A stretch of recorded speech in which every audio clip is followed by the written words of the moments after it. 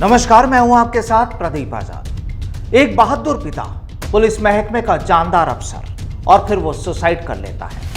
महकमे में हड़कंप मच जाता है। राजस्थान की सियासत में खलबली मच जाती है और गर्मा जाती है सियासत। आखिर सवाल ये कि उस सीआई ने सुसाइड क्यों किया, तो इसके लिए जांच सीबीआई को दे दी जाती है। खैर, कहानी अभी ये नहीं, बल्कि मामला ये कि उस सीआई का 15-16 साल का बच्चा भी घर में ही फंदे से लटक कर अपनी जान दे देता है। वाकई चौंकाने वाली घटना, लेकिन ऐसे हालात क्यों बने, ये अभी साफ नहीं। करीब 1.25 साल पहले की उस दास्तान को ना तो राजस्थान के लोग ही भूले हैं और ना ही सूबे का पुलिस महकमा, जब अचानक चूरू राजगढ़ के एसएचओ रहे विष्णुदत्त बिश्नोई ने फांसी का फंदा लगाकर जान दे दी थी।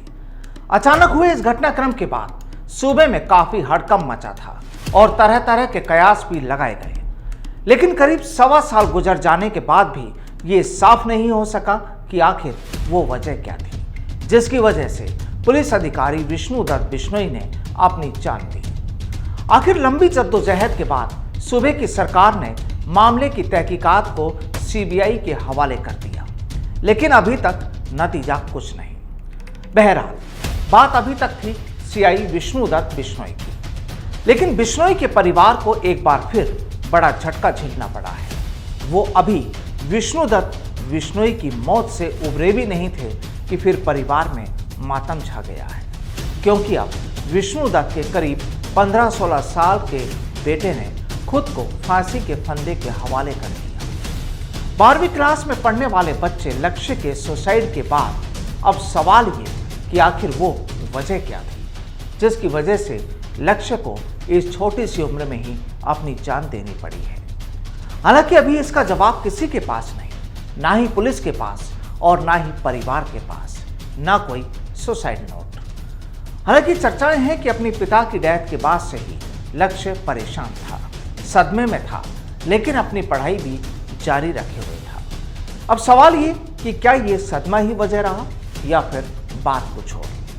आपको बता दें कि बीकानेर के खतूरिया कॉलोनी में बिश्नोई की पत्नी बेटी और बेटे के साथ रह रही थी। मंगलवार को ऑनलाइन क्लास के बाद शाम करीब 7:30 बजे लक्ष्य छत पर बने कमरे में गया।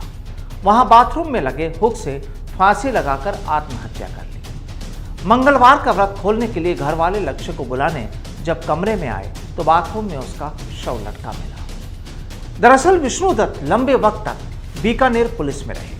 वो गंगा शहर में थानाधिकारी रहे। उस समय रामकिशन सिहाग हत्याकांड हुआ था, तब विष्णुदत्त को थाने से हटा दिया गया।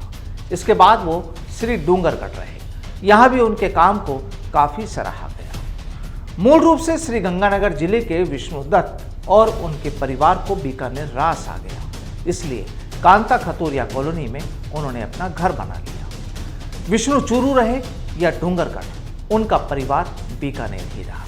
लेकिन इस परिवार के लिए एक बार फिर बड़ा सदमा, जो वाकई गुत्थी बन चुका है।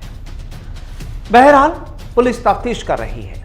बच्चे के सुसाइड की वजह जानने की कोशिश की जा रही है, क्योंकि बड़ा सवाल यही कि आखिर एक बच्चे को अपनी जान देने की सोचनी भी क्यों पड़ी, क्योंकि सवाल काफी अहम है। नमस्कार।